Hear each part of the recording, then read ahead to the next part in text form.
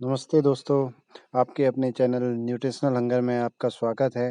जैसे कि चैनल के बिहाफ़ पे आपको पता है न्यूट्रिशनल हंगर है, लेकिन हम जो आज बात करेंगे थोड़ा-सा हट के बात करेंगे बिकॉज़ आज मैं आपके लिए जो टॉपिक पे बात करने आया हूँ, उसका नाम है तंदूर।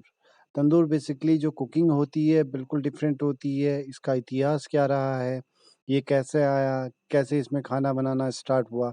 तो चलिए दोस्तों आज इसके बारे में हम बात करेंगे।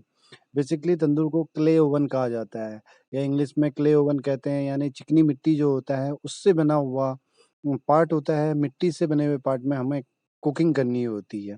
तो आज जैसे मैं आपको बताना चाहता हूँ तंदूर बेसिकली 3 टाइप्स के थे, जिसमें सबसे पहले अर्मीनिया तंदूर, दूसरा अफ़गानी तंदूर, तीसरा नाम था पंजाबी तंदूर। आज के टाइम पे प्रेज़ेंट टाइम में वर्ल्ड वाइड जो सबसे ज़्यादा फ़ेमस तंदूर है, उसका नाम है पंजाबी तंदूर। पंजाबी तंदूर दोस्तों अभी हम आगे वीडियो में देखेंगे कि पंजाबी तंदूर होता कैसा है। अभी सबसे ज़्यादा हाइली डिमांडेबल और उसी में ही सबसे ज़्यादा कुकिंग होती है। तंदूर इसके अलावा तंदूर का जो इतिहास रहा है, सेकंड वर्ल्ड वॉर के टाइम पे जब सारे वॉरियर्स जो होते थे या फिर जितनी सेना आर्मी में जितने भी उनके सैनिक होते थे, वो जब युद्ध करने के लिए चले जाते थे, तो शाम को खाना उन्हें खाना होता था, तो उसमें डिफ़िकल्टीज़ होती थी बिकॉज़ वो लोग सब थके हुए होते थे, कौन खाना बनाएगा? उनके सामने बहुत सारे चैलेंजेज़ होते थे। तो एक नया इनोवेशन स्टार्ट कैसे हुआ मैं आपको बताता हूँ। उस समय पे ये लोग जो मांस वग़ैरह बीफ या बफ वग़ैरह जो भी लेते थे, चिकन-विकन, वो लोग क्या करते थे आग के कोयले मिट्टी में बिछा देते थे और उसके ऊपर मांस को टांग देते थे, जो कि एक स्लो फ्लेम पे दिन भर में पकता था। पकने के बाद शाम को जब वो आते थे, उसी को वो लोग खाते थे। अब जैसे ये देखिए ये पंजाबी तंदूर है। पंजाबी तंदूर बेसिकली आज के दिन में वर्ल्ड वाइड सबसे ज़्यादा फ़ेमस है और इसी का ही यूज़ होता है।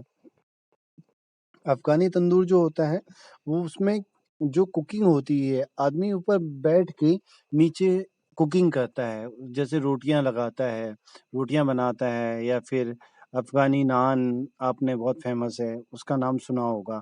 इसके साथ-साथ दोस्तों जब तंदूर में जो कुकिंग होती है, वो कुकिंग सबसे टफ टास्क होता है। प्रोफ़ेशनल शेफ़्स के लिए उसके अंदर कितने टेम्परेचर में कुक हो जाएगा, कितनी देर में पक जाएगा, ये बहुत बड़ा टास्क होता है एक शेफ़ के लिए या फिर जो कुक होता है उसके लिए बहुत बड़ा टास्क होता है। तो तंदूर में जो कुकिंग होती है उसे स्प्लिट कुकिंग कहा जाता है। बेसिकली स्प्लिट कुकिंग का मतलब ये होता है, ना तो ये डायरेक्ट फ्लेम में कुक होता है, ना स्टीम में भाप में कुक होता है। ये डायरेक्ट ना तो अगर स्टीम में भी नहीं होगा कुक और डायरेक्ट फ्लेम में भी नहीं होगा, तो सेंटर में कैसे कुक होता है? तो मैं आपको ब्रीफ करता हूँ जैसे आप कभी तंदूर में कोई स्नैक्स फॉर एग्ज़ाम्पल नॉन-वेज या पनीर टिक्का या कुछ भी अगर कुक हो रहा होता है, तो उससे जो जूस होता है या उसका मॉइस्चर जो होता है वो नीचे कोयला जो होता है उसमें टपकता है। वो टपकने के बाद उससे एक हीट पैदा होती है। वो हीट में ही जो खाना होता है व्हाटएवर जो भी खाना हो वो कुक होता है। तो इसे कहते हैं स्प्लिट कुकिंग। सेकंड थिंग होती है जैसे आपने कबाब्स वगैरह देखा होगा, वो शैलो फ्राई होती है। शैलो फ्राई में आप देखेंगे इसमें ना तो ज़्यादा घी का यूज़ होता है, ना डीप फ्राइड बहुत ज़्यादा ऑयल की आपको ज़रूरत होती है, थोड़ा-सा, लेकिन हाइली न्यूट्रिशंस अवेलेबल होते हैं। इसके अलावा अलावा अलावा आप देखेंगे आज के दिन में कोयले का भी बहुत जगह यूज़ नहीं होता है, गैस का यूज़ होता है। गैस के साथ कनेक्ट कर दिया जाता है, नीचे से लौ निकलती है, लौ वो जो होती है चारों सर्कल में वो तंदूर के अंदर फैल जाती है, उसके बाद कुक होता है। जो भी मटेरियल्स उसके अंदर होते हैं, चाहे ब्रेड्स हों या फिर कोई स्नैक्स हो, वो सारी चीज़ें कुक होती हैं। तो बेसिकली हमें ये ध्यान रखना होता है कि तंदूर में जो कुकिंग का टाइम होता है, इसका टेम्परेचर क्ले ओवन के अंदर एक फिक्स नहीं होता है। आपको ये जज करना होता है कि इसका टेम्परेचर कितने डिग्री पे हमें सेट करना चाहिए। अब उसके अंदर हम ये कोई परफेक्शन नहीं होता है कि तंदूर के अंदर क्ले ओवन बेसिकली सबसे ज़्यादा इम्पोर्टेंट होता है, जो कोयले के अंदर कुक किया जाता है कि उसका टेम्परेचर कैसे सेट किया जाए। तो फ्रेंड्स तंदूर की फूड की एक और अच्छी स्पेशलिटी होती है, तंदूर के फूड्स में न्यूट्रिशंस बहुत अच्छे अवेलेबल होते हैं। जैसे कि हर किसी को पता है खाना जितने स्लो कुकिंग में पकाया जाता है, उसके न्यूट्रिशंस उतने उसमें अवेलेबल रहते हैं। यानी पूरे जो न्यूट्रिशंस, क्योंकि आज के दिन में सब कुछ तो हाइब्रिड होता है, तो न्यूट्रिशंस फूड के बने रहें उसके लिए मस्ट भी इम्पोर्टेंट होता है हम उसे जो टेम्परेचर में कुक करें, एक स्लो टेम्परेचर में कुक करें, जिससे वो खाने का फ्लेवर भी अच्छा आए और उसके न्यूट्रिशंस उसमें बने रहें।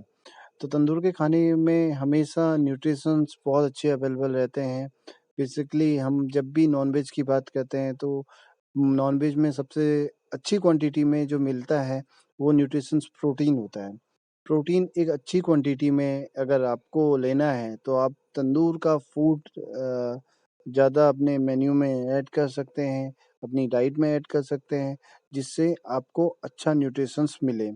इसके साथ-साथ दोस्तों हम आज के टॉपिक पे यहाँ पे एक और बात बोलना चाहूँगा, तंदूर की कुकिंग इतनी ईज़ी नहीं होती है, लेकिन तंदूर की कुकिंग बहुत ईज़ी भी है। अगर आप उसके बेसिक्स स्ट्रॉन्ग होने चाहिए, बेसिक स्ट्रॉन्ग होने के साथ-साथ आपको एक्चुअल में उसके कैसे उसकी कुकिंग होती है, कैसे हमें उसका टेम्परेचर सेट करना चाहिए, ये सारी चीज़ें आप हमेशा अपने ध्यान में रखिए।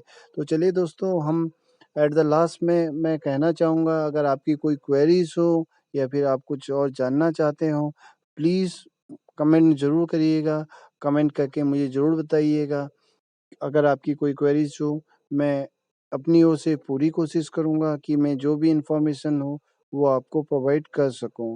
इसके साथ-साथ दोस्तों मैं कहना चाहूँगा, अगर आपको हमारी वीडियो पसंद आती है या फिर आपको हमारी वीडियो अच्छी लगती है, तो हमारे चैनल को सब्सक्राइब करना ना भूलिए और सब्सक्राइब के आगे बेल आइकॉन होता है, उसे ज़रूर प्रेस करिए, जिससे जब भी मैं कोई नई वीडियो अपलोड करूँ, तो उसका नोटिफ़िकेशंस डायरेक्ट आपके पास अवेलेबल हो जाए। वंस अगेन दोस्तों, न्यूट्रिशनल हंगर आपका अपना चैनल है, आप इसे एन्जॉय करिए। इसके वीडियोज़ में आप हमेशा कमेंट ज़रूर करिए और मुझे आप फीडबैक ज़रूर दीजिएगा, मुझे क्या इम्प्रूवमेंट करना चाहिए, क्या नई वीडियोज़ डालनी चाहिए और किस टॉपिक पे बात करना चाहिए। थैंक यू सो मच दोस्तों, बाय।